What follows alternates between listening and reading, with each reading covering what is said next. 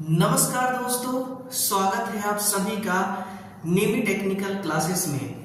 मैं आप सभी के लिए लेकर आ चुका हूं मध्य प्रदेश लाइन परिचालक का प्रीवियस ईयर क्वेश्चन पेपर का बेहतरीन और लाजवाब सॉल्यूशन। और इससे पहले भी हम आपको 23 जुलाई 2018 में आयोजित परीक्षा का प्रीवियस ईयर क्वेश्चन पेपर को हम सॉल्व करा चुके हैं। और हम एक प्लेलिस्ट भी तैयार कर रहे हैं जिसमें लाइन अटेंडेंट का अलग अलग जोन का है ना, इंदौर जोन, जबलपुर जोन, तो इनका जो प्रीवियस ईयर क्वेश्चन पेपर है इनको हम लगातार सॉल्व करा रहे हैं। तो इसका एक प्लेलिस्ट भी तैयार हो रही है और हर क्लास आपको उस प्लेलिस्ट में मिल जाएगा। थोड़ा सा दोस्तों माइक में दिक्कत है ना, माइक जो है ये खराब चल रही है और अभी मेरे पास नया माइक है भी नहीं, तो थोड़ा सा चीजों को कोऑपरेट करिएगा। बाकी मैं आपके लिए जो कंटेंट लेकर के आया हूं वो बिल्कुल आपको पसंद आएगा, आपके दिल को छू जाएगा। पहला सवाल देखिए, हम आपके सामने पेश करने जा रहे हैं। ये Madhya Pradesh power transmission corporation limited line attendant का पेपर है जो कि प्रीवियस ईयर में 24 जुलाई को कंडक्ट कराया गया था वर्ष 2018 में, है ना। तो ये रहा पेपर का एक छोटा सा इंट्रोडक्शन। आइए अपने सेशन को आगे बढ़ाते हैं और आपसे मेरा एक ही निवेदन है कि पूरे ईमानदारी के साथ देखिएगा इस सेशन को और विश्वास के साथ पढ़ते रहिएगा, है ना। और सबसे पहले दोस्तों, जैसा कि हर रोज की तरह सबसे पहले मैं कहना चाहूंगा कि एक बार दिल का इमोजी जरूर सेंड कीजिएगा। यहाँ इस प्लेटफॉर्म में आपको प्यार के बदले प्यार मिलता है, दिल के बदले दिल मिलता है ना। बाकी जो इसका ये पेपर है, ठीक है ना, ये पेपर देखिएगा, इसमें टोटल 100 क्वेश्चन थे, 120 मिनट का टाइम इसमें दिया गया था, ठीक है ना। और उस टाइम पे जब एग्जाम हुआ, उसमें जो एग्जाम हुआ 75 क्वेश्चन पूछा गया था। लेकिन अब सिलेबस बदल चुका है, 60 नंबर का आपका सिलेबस है टेक्निकल वाला और नॉन टेक का पोर्शन 40 नंबर का रखा गया है ना। पहले 75 और 25 का रेशियो चलता था, अब 60 और 40 का रेशियो चलेगा। हिंदी देखिए, हिंदी और इंग्लिश दोनों लैंग्वेज में आपका ये सवाल है, ठीक है ना। तो आप देख लीजिएगा, आपको इंग्लिश आती है तो इंग्लिश, हिंदी आती है तो हिंदी। बाकी इसका जो पीडीएफ है वो पीडीएफ भी आपको मैं दूंगा और ये पेपर भी हमारे टेलीग्राम और व्हाट्सएप ग्रुप दोनों में डाल दिया गया है। आप वहां से इसको डाउनलोड करके देख सकते हैं, इसलिए टेलीग्राम को भी आप जरूर ज्वाइन कर लीजिएगा। पहला सवाल देखिए क्या कह रहा है आपसे कि एक संधारित्र यानी कि कैपेसिटर में संग्रहित ऊर्जा जो ई है इसको किस सूत्र द्वारा व्यक्त किया जाता है। बहुत ही आसान सवाल है ना। मॉड्यूल फर्स्ट का सवाल आया हुआ है। आंसर है आपका E बराबर CV बटा 2। ये आपका option number 2 is correct answer. E बराबर CV बटा 2। E क्या है? स्टोर ऊर्जा, और C है आपका आवेश, कूलाम में है, और V है विभव, है ना। ये इसका फॉर्मूला हो गया, यानी कि एनर्जी स्टोर ये करता है। अगर मैं आपसे ये कह दूं कि एक कैपेसिटर कितने बार में चार्ज हो पाती है फुल चार्ज, तो आपका आंसर होना चाहिए कि 5 टाइम में। कैसे 5 टाइम में? देखिए, ये फर्स्ट टाइम है ना, ये पहली बार में कितना चार्ज चढ़ाता है? जब इसको आप चार्ज करते हैं तो ये 63.2%, 63.2% चार्ज होती है आपकी कैपेसिटर पहली बार में। फिर दूसरी बार में कितनी चार्ज होगी? दूसरी बार में चार्ज होती है मेरे भाई 86.4%। और तीसरी बार में चार्ज, पहली, दूसरी, तीसरी क्या है मैं अभी आपको बताऊंगा, अभी आपको समझ में नहीं आ रहा होगा, है ना। 95.2%। फिर चौथी बार में चार्ज चढ़ाएगी, चौथी बार में 98.03%। फिर पांचवी बार में 99.01%। ये क्या है? पहली, दूसरी, तीसरी, चौथी क्या पढ़ रहे हैं हम? कहने का मतलब जब एक कैपेसिटर को आप चार्ज करने जाते हैं तो वो 5 स्टेप में चार्ज होती है ना, 5 टाइम में चार्ज होती है, ठीक है। पहली बार जब आप मतलब सप्लाई से कनेक्ट करेंगे तो पहले टाइम में फर्स्ट टाइम में 63.2% चार्ज चढ़ाएगी, उसके बाद 86.2%, 4%, फिर 95.2, 98.03, 99.01, यानी कि पहले टाइम में 63.2% चार्ज चढ़ाएगी और दूसरे टाइम में, है ना, सेकेंड टाइम में कितना चार्ज चढ़ाएगी 23.2%, 23.2%, ठीक है ना। फिर कितना चार्ज उठाएगी 8.62%, ठीक।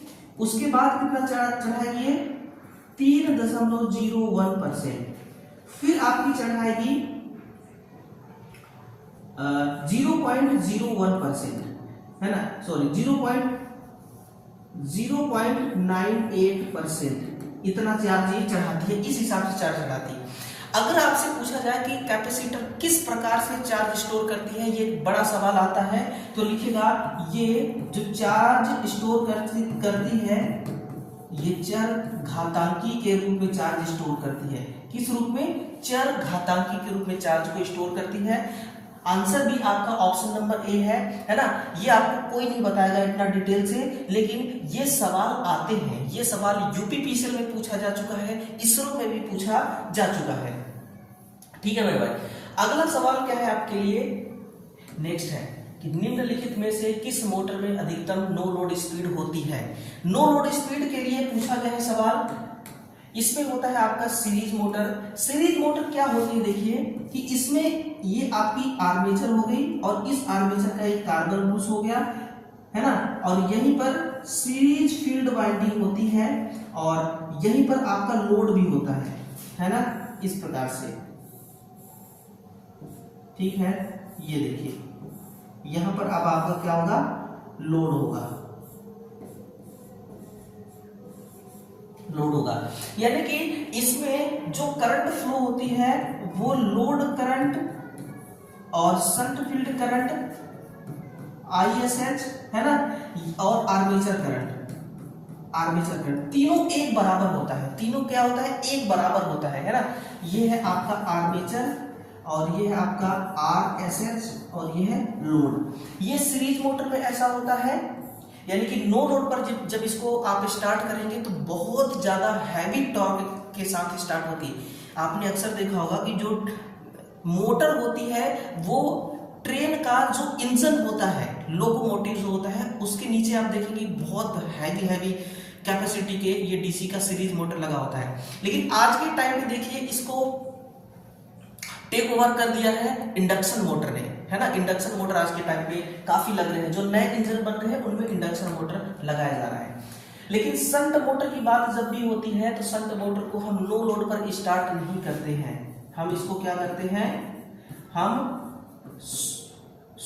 शून्य भार पर हम इसको स्टार्ट करते हैं। नो लोड पर हम स्टार्ट सीरीज वाले को नहीं करते, तो शून्य भार पर इसको स्टार्ट किया जाता है और जब ये अपने स्पीड पर आ जाती है, अपने रेटेड स्पीड को प्राप्त कर लेती है, फिर धीरे से इसमें हम लोड जो है वो कनेक्ट करते हैं, है ना। तो इस प्रकार से ऑप्शन नंबर 3 इसका सही आंसर है। हिंदी और इंग्लिश दोनों लैंग्वेज में है, ठीक है ना। जिसको इंग्लिश पढ़ना है इंग्लिश पढ़िए, हम हिंदी को लेकर के चल रहे हैं क्योंकि IIT वाले ने ज्यादातर देखिए इंग्लिश लैंग्वेज को ही समझते हैं, है ना, और इंग्लिश भाषा उनके दिल को छूती है और इंग्लिश को बहुत बेहतरीन तरीके से समझते हैं और पढ़ते हैं। मेरा ये मानना है देखिए कि IIT जो ज्यादातर जो IIT पढ़ते हैं लड़के, वो गांव देहात के लोग होते हैं, है ना, गांव देहात के लोग होते हैं और ज्यादातर यही लोग IIT करते हैं। और गांव देहात में तो पढ़ाई आपको पता है ना, 10वीं 12वीं तक ऐसे ही चलती है, बस हिंदी मीडियम से चलती है सरकारी स्कूल में, तो इंग्लिश का इतना रोल होता नहीं है। और गांव देहात के लड़के, ज्यादातर लड़के जो होते हैं ना, वो इंटरेस्ट भी नहीं रखते इंग्लिश से, तो इंग्लिश थोड़ा सा उनको डिफिकल्ट लगता है, तो हम हिंदी को लेकर के चल रहे हैं। बाकी आप इंग्लिश को भी देख सकते हैं, जिसको इंग्लिश आती है मच बेटर है। BH लूप का क्षेत्रफल क्या दर्शाता है, बहुत डिटेल से समझेंगे। BH लूप का क्षेत्रफल क्या दर्शाता है, आंसर हिस्टैरिसीस हानि होगी, समझिएगा। BH लूप वक्र में मैं क्या मसाला आपके लिए तैयार करके लाया हूं। सबसे पहले बात देखिए कि जो हमारी जो कोर हानि होती है ना, ये तो दो प्रकार की होती है। हम अभी सिर्फ एक प्रकार का ही देखेंगे, हिस्ट्रेसिस हानि के बारे में, है ना। B x into F into B into V. इसमें आप अगर आपको पता होगा तो बताइए कि एक्स क्या है। एक्स क्या है? एक्स है मेरे भाई, ये है स्टीलमेट्ज गुणांक। ये क्या है? स्टीलमेट्ज गुणांक। स्टीलमेट्ज गुणांक का मान कितना होता है? इसका जो मान होता है, छापिएगा नोटबुक में ना, इसका मान होता है 1.35 से लेकर के 2.5 तक इसका मान होता है। हम इसके मान को कम करना चाहते हैं 2.5 से, तो हम इसमें क्या मिला देते हैं? सिलिकॉन मिला देते हैं, है ना। हमने इसमें क्या मिला दिया? सिलिकॉन। अब इसका मान कितना हो गया? 1.6 तक। इसका मान कितना हो गया? 1.6 तक इसका मान हो गया। ये वैल्यू हमें कहां से मिलती है? 1.3 से 2.5 ये वैल्यू हमें मिलती है BH कर्व से। कहां से?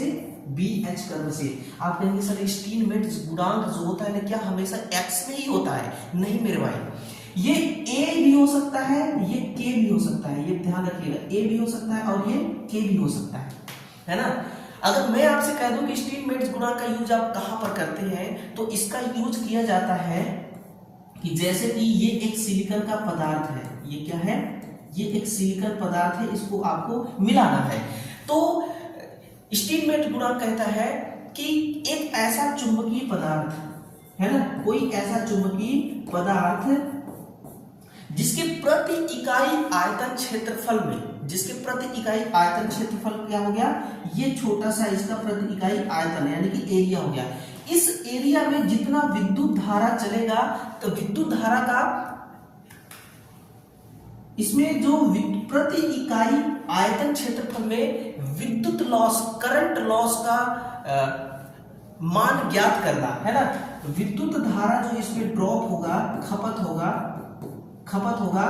इस खपत को दोस्तों कैलकुलेट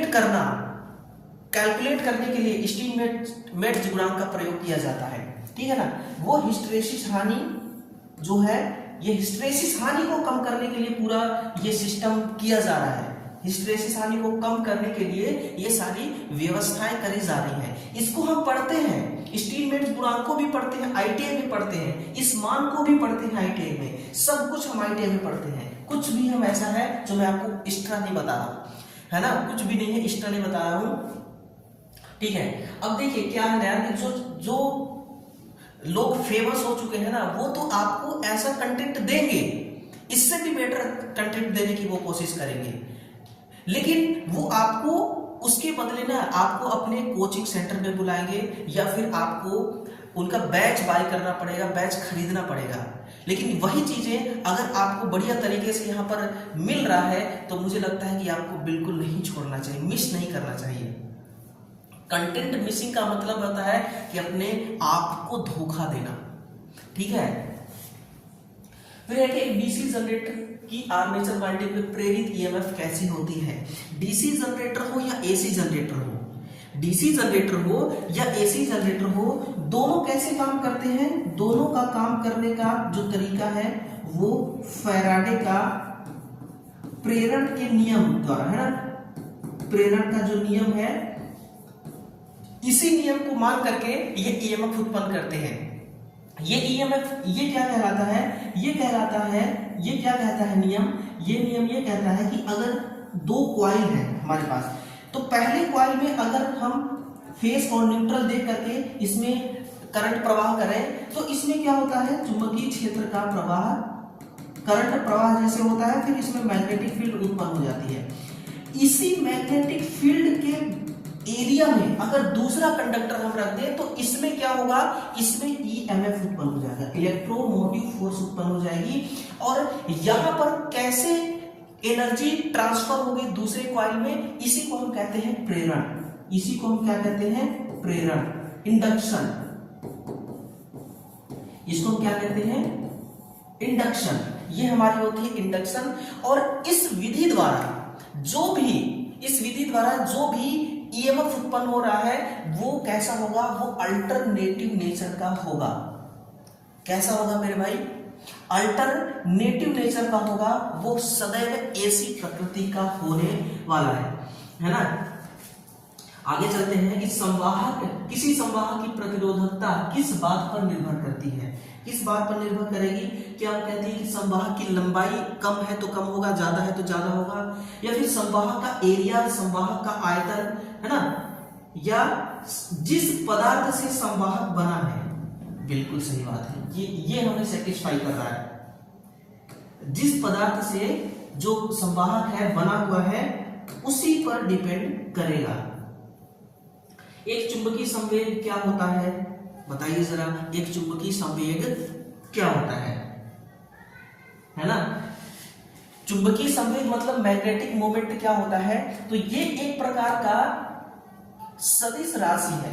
कैसी राशि है, सदिश राशि है, याद रखिएगा। ये किस प्रकार की राशि है, ये एक प्रकार का सदिश राशि है चुंबकीय संवेग। अगर मैं अदिश राशि के बारे में आपको बोलूं, किसके बारे में, अदिश राशि के बारे में, तो आप क्या क्या उदाहरण जानना चाहेंगे कमेंट में बताइए। इसका उदाहरण होता है, देखिए, पहला द्रव्यमान, द्रव्यमान, दूसरा नोट करिएगा आयतन, द्रव्यमान, आयतन, घनत्व और विद्युत धारा, और विद्युत धारा यानी कि विद्युत धारा, डेंसिटी, है ना, ये सारे जो चारों मैंने लिखाया है, मास वगैरह, ये सब कुछ अदिश राशि के ही एग्जाम्पल है। अदिश राशि किसको कहती है, जिसका केवल परिमाण होता है, जिसका केवल परिमाण होता है वो कहलाता है अदिश राशि, है ना।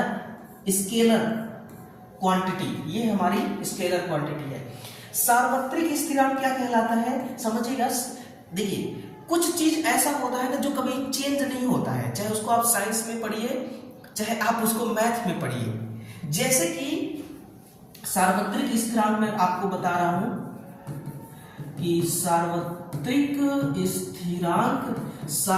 स्थिरांक क्या होती है, जैसे कि गुरुत्वाकर्षण स्थिरांक, गुरुत्वाकर्षण स्थिरांक, बताइए, गुरुत्वाकर्षण स्थिरांक को चाहे आप साइंस में पढ़िए, मैथ में पढ़िए, जहां भी पढ़िए, क्या इसके मान को आप चेंज कर सकते हैं, नहीं कर सकते, फिक्स है। ये नहीं समझ में आया। दूसरा देखिए, विद्युत धारा की गति, विद्युत धारा की गति, विद्युत धारा की गति हम पढ़ते हैं 3.8 × 10⁸, है ना, ऐसे पढ़ते हैं ना। तो क्या विद्युत धारा की गति को कम ज्यादा किया जा सकता है, नहीं किया जा सकता, ये फिक्स है। इसीलिए ये सार्वत्रिक स्थिरांक का उदाहरण है। और दूसरा, प्रकाश की गति, प्रकाश की जितनी गति है ना मेरे भाई, उस गति को हम कम ज्यादा नहीं कर सकते, ये फिक्स वैल्यू है। ये एक स्टैंडर्ड डाटा मैं आपको बता रहा हूं, है ना, बिल्कुल स्टैंडर्ड डाटा आपको बता रहा हूं। ये सार्वत्रिक स्थिरांक का है एग्जांपल, ये अदिश राशि का है एग्जांपल, है ना। और साथ में पीडीएफ चाहिए तो भाई टेलीग्राम को ज्वाइन कर लीजिए, अब भी ज्वाइन कीजिएगा, व्हाट्सएप ग्रुप को भी आप ज्वाइन कीजिएगा, लिंक आपको मिलेगा डिस्क्रिप्शन में। ल्यूमिनस इंटेंसिटी, तीव्रता की इकाई क्या है, बिना देरी के ही आंसर लगाइएगा, कैंडला, है ना। इसको हम सीपी में दर्शाते हैं और एक कैंडला बराबर होता है 4 पाई। इसको हम 12.56 कैंडल पावर के बराबर भी मानते हैं, 12.56 कैंडल पावर के बराबर ही मानते हैं एक कैंडल पावर, समझ रहे हैं, ये होती है कैंडल पावर। वेबर जो है ये फ्लक्स की इकाई है, किसकी है, फ्लक्स की।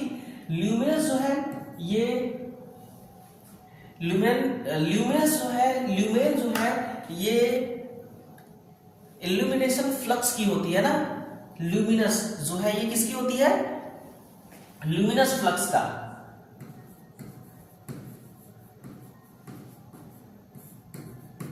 फ्लक्स और बस ये एक वाट, तो ये वाट है शक्ति की, पावर की, ये किसकी है, ये पावर की। आंसर है आपका कैंडल। एक कैंडल पावर बराबर 4 पाई होता है ना। पाई का मान 12 का मान होता है 22.7 और वैल्यू उसकी होती है 3.14 जब आप उसको कैलकुलेट करते हैं तब पाते हैं इतना, है ना।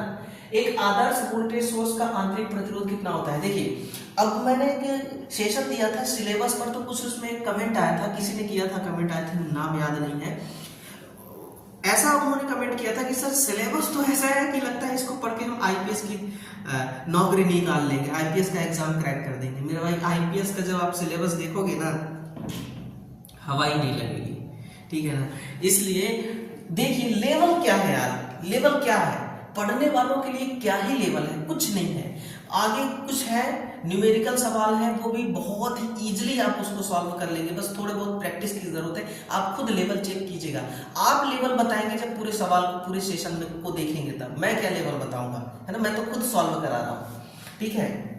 किसी आदर्श वोल्टेज सोर्स का आंतरिक प्रतिरोध कितना होता है, तो है ना, डिपार्टमेंट ने 0 ओम माना है। देखिए देखते हैं क्या 0 ओम ही होता है या फिर नहीं होता।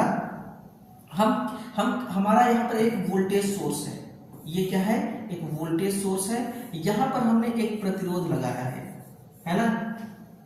ये क्या है, ये एक प्रतिरोध है। अब इधर क्या है, हमारा एक नेटवर्क है। नेटवर्क का मतलब क्या है, परिपथ, है ना। ये क्या है, नेटवर्क है हमारी, है ना, मोबाइल वाली नेटवर्क नहीं है। अब यहां से देखिए हम क्या चाहते हैं, ये हमारी RSA सीरीज में रेजिस्टेंस कनेक्ट है। हम क्या चाहते हैं कि यहां से जो वोल्टेज जा रहे हैं ना, ये इसका जो वैल्यू है ये क्या हो कि कम से कम हो। क्यों हो, ताकि यहां पर जो वोल्टेज ड्रॉप है ना वो कम से कम हो, ताकि ये वोल्टेज यहां पर जाए और सर्किट में जाए, और सर्किट में जाने के बाद यहां से इसको रिटर्न भी तो आना है इस सोर्स में, है ना, इस सोर्स में रिटर्न भी तो आना है। तो कम से कम यहां पर प्रतिरोध का मान होगा तो वोल्टेज ड्रॉप कम होगा, फिर यही वापस लूप अपना कंप्लीट करेगा, है ना। तो इस वाले प्रतिरोध का आपसे मान बताया जा रहा है कि 0 ओम होना चाहिए। अगर 0 ओम होना चाहिए तो फिर यहां से वोल्टेज ड्रॉप बिल्कुल कम होगा और करंट भी यहां से ड्रॉप नहीं होगी, है ना। पूरा वोल्टेज और करंट सर्किट में आराम से फ्लो कर रहे होंगे, ये होता है 0। और अगर आदर्श एम्पियर मीटर के बारे में अगर पूछा जाए तो वो भी तो आना चाहिए, एम्पियर मीटर के बारे में, है ना, कि उसमें क्या क्या होता है आदर्श एम्पियर मीटर में। तो इसमें यूं होता है, देखिए कि यहां पर आपका एम्पियर मीटर है ना, सॉरी एम्पियर मीटर नहीं, करंट सोर्स है, करंट सोर्स है, और इसके पैरेलल में आपको एक यहां पर रेजिस्टेंस लगाना होता है ना। और इस प्रकार से यहां पर एक नेटवर्क होती है, ये एक नेटवर्क है। हम क्या चाहते हैं कि यहां से जो करंट चलेगी करंट सोर्स से, तो ये जो ब्रांच आपको दिखाई दे रहा है ना RSH, इसका मान इतना ज्यादा हो कि इस ब्रांच से करंट इधर आए ही ना, करंट किधर चला जाए, हमारे इधर चला जाए नेटवर्क की तरफ। और जब करंट इधर से वापस आए तो यहां से भी एक ब्रांच इसको मिलेगा, तो इधर जो करंट है वो नगण्य के बराबर जाएगा जब इसमें रेजिस्टेंस का मान बहुत अधिक होगा। तो हम इसमें क्या पढ़ते हैं, इसमें हम पढ़ते हैं कि इसमें जो प्रतिरोध है, इंटरनल रेजिस्टेंस है, वो कैसा हो, अनंत हो, ठीक है। तो एम्पियर मीटर और वोल्ट मीटर दोनों का आप देखिए, और दोनों का सवाल यहाँ पर कंप्लीट इस प्रकार होता है। अगला है कि ऊर्जा की एक इकाई यूनिट किसके बराबर होती है। एक इकाई की जो यूनिट होती है वो किसके बराबर होती है। देखिए ऐसा लॉजिक आपको बता जाऊंगा अभी कि आप कभी जीवन में भूलेंगे ही नहीं। 1 किलो वॉट हावर का अर्थ मैं आपको बताऊंगा। देखिए एक का मतलब 1 हो गया, और किलो का मतलब कितना हो गया, 1000। किलो का मतलब 1000। वॉट क्या है, पावर है, शक्ति, एनर्जी, है ना। हावर यानी कि समय, क्या है ये, समय। अब तीनों को मिलाइए, अगर आपके पास 1000 वॉट पावर है लोड के रूप में, 1000 वाट पावर, 1000 वाट पावर जब खपत होता है, यानी कि 1000 वाट का लोड 1 घंटे तक लगातार चलती है, ठीक है ना। जैसे कि आपके पास एक मोटर है 1000 वाट की, ठीक है ना। वैसे तो 1 HP की होगी तो 746 वाट ही होगा। तो ये समझ लीजिए कि इतने HP का है कि 1000 वाट वो 1000 वाट के बराबर हो रही है, ठीक है ना। तो 1000 वाट का पावर या लोड 1 घंटे तक लगातार चलती है तो बिजली की 1 यूनिट खपत होनी चाहिए। कितना? 1 यूनिट खपत होना चाहिए। और आपके एरिया में अगर 1 यूनिट का पैसा है 3 रुपए, कितना है? 3 रुपए, तो इसी को हम कहते हैं 1 किलोवाट आवर। समझ गए? 1 किलोवाट आवर का मतलब ये होता है 1 किलोवाट आवर यानी 1000 वाट पावर अगर 1 घंटे तक लगातार चलती है तो 1 यूनिट बिजली का बिल, 1 यूनिट बिजली का खपत होना चाहिए। 1 यूनिट से ज्यादा नहीं, कम हो जाए वो ज्यादा सही है ना। कम हो जाए तो कोई दिक्कत नहीं है, लेकिन 1 यूनिट से ज्यादा खपत नहीं होना चाहिए। वही हमारे कहलाती है 1 किलोवाट आवर। एक 12 पोल तरंग संदर्भ डीसी मशीन में समांतर पाथ कितने होते हैं? तो पोल चाहे कितने भी हो, समांतर पाथ की संख्या हमेशा 2 ही होते हैं। कितने होते हैं? 2 ही रास्ते से करंट आपको आउटपुट में मिलेगा। ठीक है। निम्नलिखित मशीनों में से किस मशीन का आरंभिक बलागुण उच्चतम होता है? क्वेश्चन नंबर 11 है। तो ये स्लिप रिंग इंडक्शन मोटर होता है। इसलिए ऐसा होता है क्योंकि इसके रोटर में हम एक्सटर्नल रेजिस्टेंस जोड़ करके स्टार्टिंग टॉर्क को बढ़ा लेते हैं, लेकिन स्पीड भी कंट्रोल हो जाती है। ध्यान दीजिएगा, स्पीड भी कंट्रोल हो जाती है टॉर्क बढ़ाने से। लेकिन एक दिक्कत है कि इसको हम ना इस सिस्टम द्वारा स्पीड को कंट्रोल हम बहुत ज्यादा समय तक नहीं कर सकते। जो सिस्टम मैंने आपको बताया उससे हम स्पीड भी कंट्रोल कर लेते हैं और टॉर्क भी बढ़ा लेते हैं, लेकिन ऐसा हम काफी समय तक के लिए नहीं कर सकते। प्रत्यावर्ती धारा परिपथ सर्किट की प्रतिबाधा और प्रतिरोध, क्वेश्चन थोड़ा सा ब्लर है, अच्छे से नहीं दिख रहा होगा, सुन लीजिए कि प्रत्यावर्ती परिपथ की प्रतिबाधा और प्रतिरोध, प्रतिबाधा है 50 ओम, प्रतिरोध है 20 ओम। परिपथ सर्किट का शक्ति गुणांक पावर फैक्टर जिसको कहते हैं कितना होगा? पावर फैक्टर देखिए होता है cos फाई बराबर होता है R बटा Z, है ना। R आपसे बोला गया है कि 20 ओम है, Z इंपीडेंस है 50 ओम, 0 से 0 लपेट दीजिए, कितना हो गया? 5 चौके 20, 0.4, है ना। कितना हो गया? 0.4। Option number A is right answer. ठीक है ना। इस प्रकार से पावर फैक्टर ज्ञात किया जाता है किसी सर्किट का। फिर है ट्रांसफार्मर एक स्थिरक उपकरण है। तो ट्रांसफार्मर स्थिरक उपकरण है यानी कि शक्ति का ये वृद्धि नहीं करता है, पावर को न घटाता है न पावर को बढ़ाता है। प्राइमरी वाइंडिंग में जितना पावर है उतना ही पावर आपको सेकेंडरी वाइंडिंग में भी मिलेगा, लेकिन यहाँ पर करंट चेंज हो जाती है, वोल्टेज चेंज हो जाती है और लोड के अकॉर्डिंग टेम्परेचर भी चेंज होता रहता है। ठीक है ना। ये तीनों राशियां हैं। फिर पावर सिस्टम में प्राप्ति स्थल पर, जिसको हम रिसीविंग एंड कहते हैं, उसमें फेरांटी प्रभाव कब देखा जाता है? जिसको हम क्या कहते हैं कि सेंडिंग वोल्टेज और रिसीविंग वोल्टेज Vs और Vr। देखिए क्या होता है ना कि जब एक ट्रांसमिशन लाइन जिसपे लोड कैसा है? शून्य भार है, जिसमें भार कैसा है? शून्य है, तथा शून्य भार तथा मध्यम भार, शून्य भार तथा मध्यम भार वाले ट्रांसमिशन लाइन में, और जिस ट्रांसमिशन लाइन की रेंज कैसी हो? मीडियम, है ना, मीडियम लाइन हो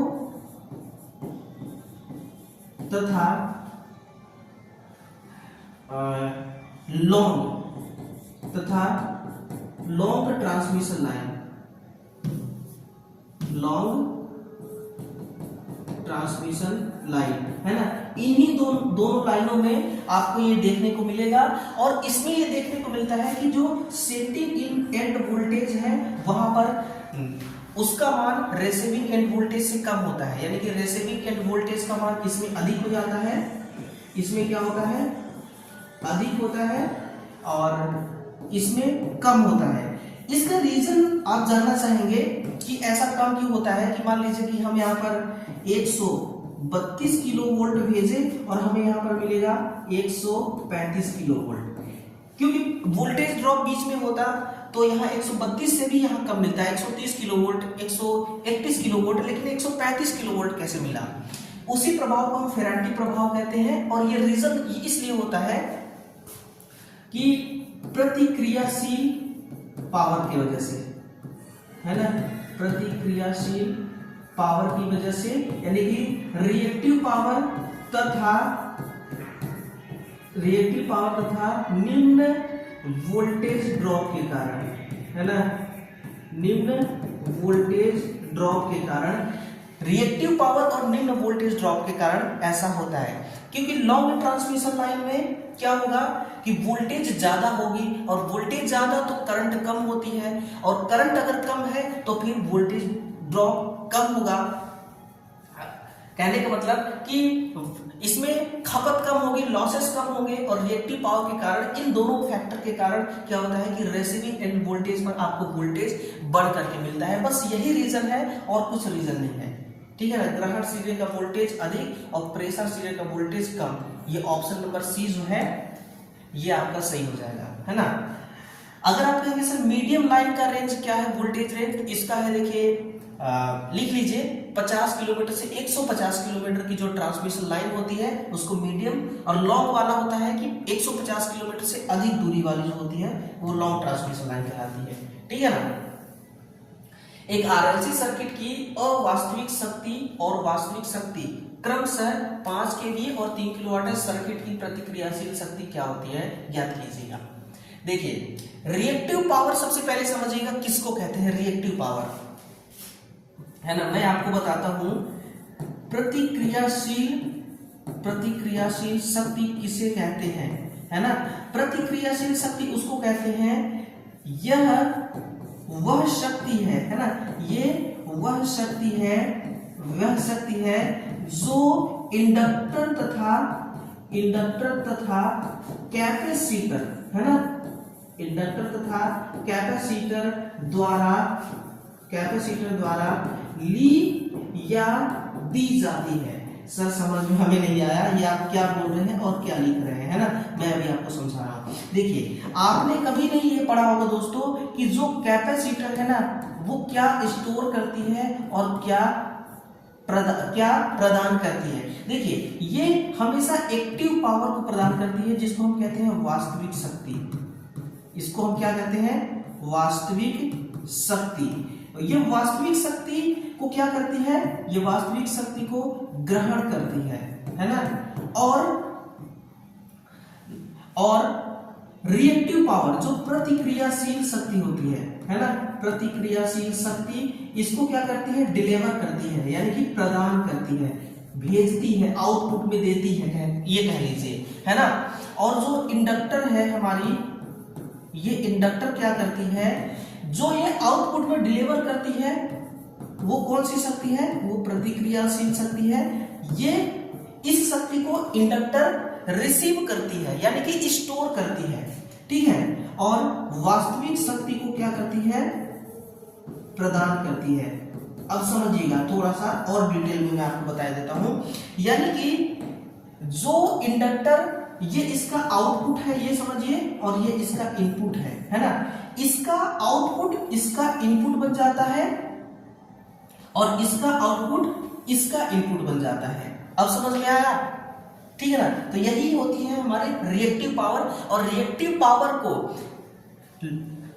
रेजिस्टेंस से कोई मतलब नहीं होता है, सिर्फ इंडक्टर और कैपेसिटर से मतलब होता है, ठीक है ना। अब आते हैं सवाल की तरफ कि 5 केवीए और 3 केवीए का क्या रोल है रिएक्टिव पावर। तो रिएक्टिव पावर जो होती है ना, इसको मैं यहां से समझाऊंगा, एक छोटा सा देखिए, है ना। यहां पर हम अपना ट्रायंगल बनाएंगे और इस ट्रायंगल से आपको ये सवाल सॉल्व कराऊंगा, है ना, ट्रायंगल से। देखिए ये होती है हमारी, यहां पर होता है हमारा Q, ये होती है हमारी P, है ना, जिसको हम केवीए में पढ़ते हैं, आभासी शक्ति, अपेरेंट पावर। और यहां पर होती है हमारी S, है ना, ये होती है हमारी वास्तविक शक्ति, और ये है Q, ये क्या है Q, जिसको अपेरेंट पावर, जिसको हम प्रतिक्रियाशील शक्ति कहते हैं, रिएक्टिव पावर, जिसको देखिए kVAR में लिखते हैं। तो यहां से एक सूत्र बनता है, हमसे क्या पूछा जा रहा है, रिएक्टिव पावर, ये है रिएक्टिव पावर। तो Q बराबर √P² - S², ये इसका फॉर्मूला बनता है। फिर अंडर रूट देखिए, आप मान रख लीजिए वास्तविक शक्ति और इसका है ना 55 हो जाएगा, और माइनस 3 त्रिकाई 9, 55 और 3 त्रिकाई 9 बराबर अंडर रूट कितना बचेगा 16, और इसका कितना 16 का वर्ग क्या है 4। आंसर क्या है option number A. Option number A is correct answer, है ना। तो एक सवालों में आपने बहुत कुछ सीख लिया, इंडक्टर क्या होता है ये सारी चीजें सीख लिया, है ना। ये आपको सीखना बहुत जरूरी भी है। 1 सेकेंड, हाँ यहां तक हुआ था ना। ये रहा आपका निम्नलिखित रंगों में से किस रंग की तरंगदैर्घ्य सबसे उच्च होती है। तो मैं आपको ना एक तरंगदैर्घ्य का चित्र दिखाता हूं, और वहां से आपका सारे डाउट क्लियर हो जाएंगे। 1 सेकेंड, ये रही, है ना। ये देखिए अलग अलग कलर के रंग है। रेड है, ये क्या है, ये आपका रेड है। रेड का वेवलेंथ होता है 625 से 740 नैनोमीटर, और फ्रीक्वेंसी होती है 480 से 405 टेराहर्ट्ज, है ना। फिर है ऑरेंज कलर का, वेवलेंथ होता है 590 से 625 नैनोमीटर, और फ्रीक्वेंसी होती है 510 से लेकर के 480 टेराहर्ट्ज। फिर येलो का होता है 565 से 590 नैनोमीटर वेवलेंथ, और 503 से 510 तक टेराहर्ट्ज इसका फ्रीक्वेंसी होता है। फिर ग्रीन यानी कि हरा का है 500 से लेकर के 565 नैनोमीटर, तरंगदैर्घ्य यानी कि लंबाई इसकी वेवलेंथ 600 से 530 टेराहर्ट्ज होता है फ्रीक्वेंसी, है ना। फिर होता है ये क्या लिखा है, ब्लू का देखते हैं ना, 440 से 485 नैनोमीटर, और 680 से 620 टेराहर्ट्ज, ठीक है ना। और वॉयलेट का है 380 से 440 नैनोमीटर, और 790 से 680 टेराहर्ट्ज। तो आप ना एक काम कीजिएगा, मैं इसको स्क्रीनशॉट ले रहा हूं ताकि पीडीएफ में लगा सकूं। तो आप इसको नोट कर लीजिएगा और इसको याद कर लीजिएगा, है ना। आपके एग्जाम के लिए बहुत ही ज्यादा जरूरी है। चलिए आते हैं क्वेश्चन की तरफ। तो लाल का हमें क्या मिला सबसे ज्यादा, और बैगनी का सबसे कम होता है।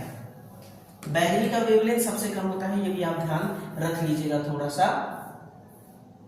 सोल्डरिंग आयरन की बिट किस धातु की बनाई जाती है, तो ये कॉपर की बनाई जाती है ना, क्योंकि इसमें कंडक्टिविटी अच्छी होती है, और साथ में इसका तापमान जो होता है 1083 डिग्री सेंटीग्रेड तक होता है, इसलिए इसका यूज किया जाता है।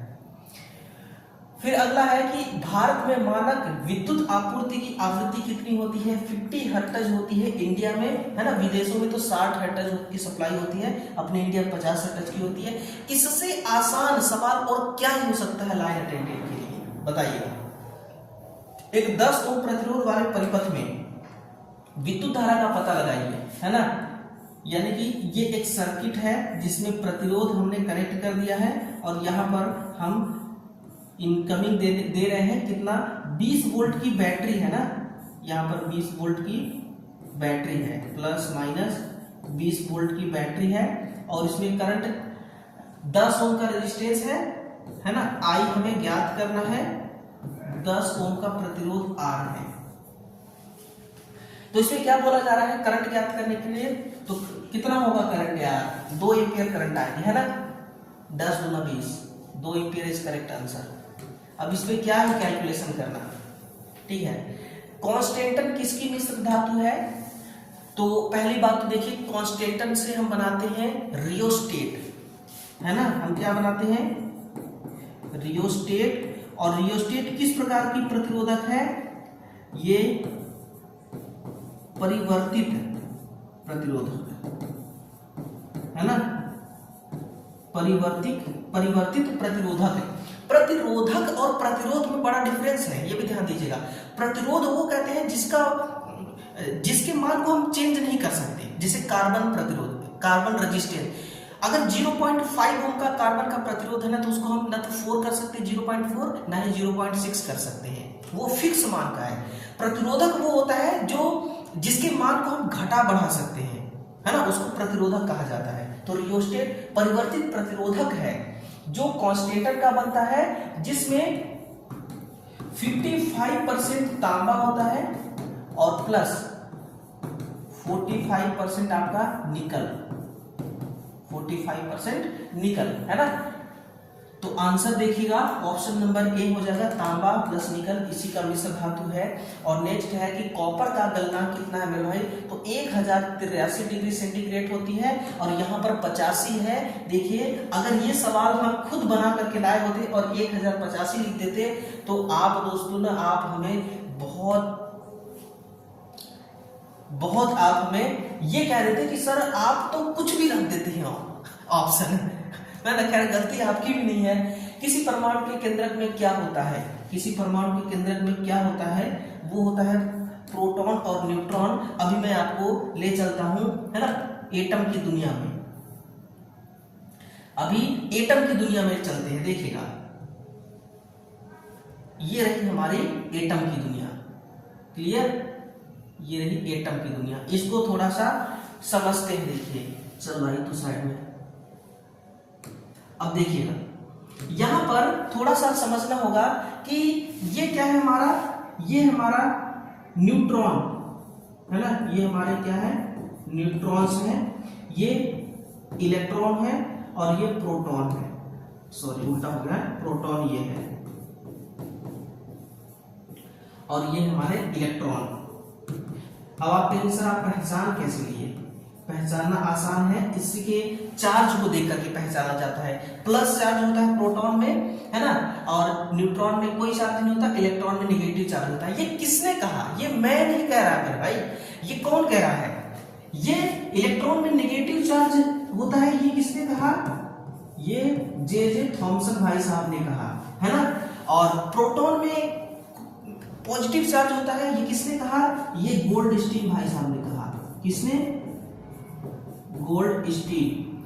आप कहेंगे कि सर रदरफोर्ड मेरे भाई इनका नामकरण किया था रदरफोर्ड, कि भाई पॉजिटिव चार्ज होते हैं, पॉजिटिव ये चार्ज है, एक कण है, लेकिन इसका नाम प्रोटॉन किसने रखा, वो नाम जो है ना वो प्रोटॉन किसने रखा, वो रदरफोर्ड ने रखा, नामकरण है ना। मैं यहाँ पर लिख भी देता हूँ, नामकरण करने वाले वैज्ञानिक हैं रदरफोर्ड है ना।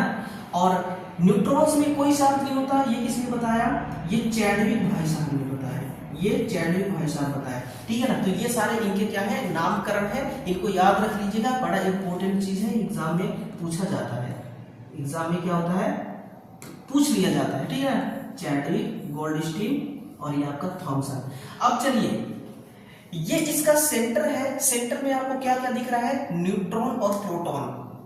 हमारा सवाल यहीं पर कंप्लीट हो जाता है, लेकिन और जानकारी आपको जानना है।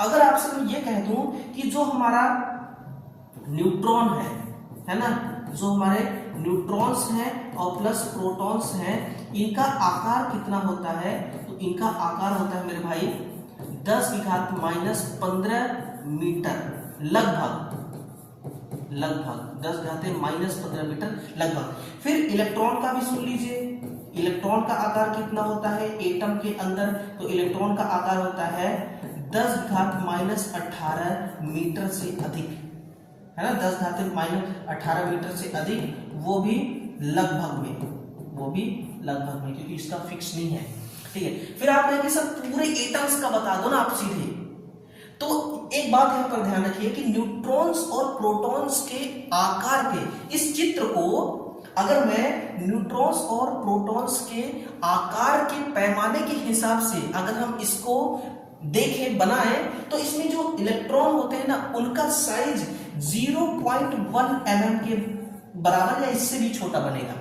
लेकिन पूरे एटम्स को अगर हम बनाएं तो ऐसा कहा जाता है कि 10 किलोमीटर से भी अधिक का इसका साइज होगा। फिर आप कहेंगे सर आप क्या ही बात कर रहे हैं, मतलब कि आप बोल क्या दिए, आप क्या ही बोल दिए कि 10 किलोमीटर से भी अधिक। ये सच्चाई है, ठीक है ना, ये क्या है, ये सच्चाई है। और इस सच्चाई में कितनी सच्चाई है भाई ये मुझे नहीं पता, ये मैं भी बुक में पढ़ रखा हूं, ठीक है ना, लेकिन ये बात सच है, ये आप ध्यान रखिएगा। ये क्या है, ये बिल्कुल सच बात है। देखिए कुछ चीजें जब हमें पहली बार पता चलती है ना तो हमें थोड़ा सा ट्रस्ट करना बड़ा मुश्किल हो जाता है, लेकिन उसके अलावा हम कर भी क्या सकते हैं, है कि नहीं, है ना। फ्लेमिंग का राइट हैंड नियम किस पर लागू होता है, तो ये यांत्रिक उपकरण पर लागू होता है, जैसे कि आपका हो गया ये डीसी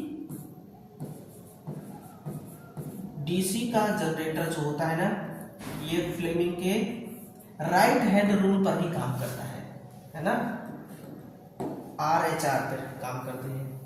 नेक्स्ट है, दिए गए वोल्टेज में से कौन सी प्रारूपी जनरेशन वोल्टेज नहीं है, मतलब कि जिसको हम जनरेट नहीं कर सकते। तो हम देखिए, हम 11 केवी जनरेट कर लेते हैं, तो हम 6.6 केवी भी जनरेट कर सकते हैं, ठीक है ना, और 22 केवी भी जनरेट कर सकते हैं, क्योंकि हम 33 केवी भी वोल्टेज जनरेट कर सकते हैं। और 132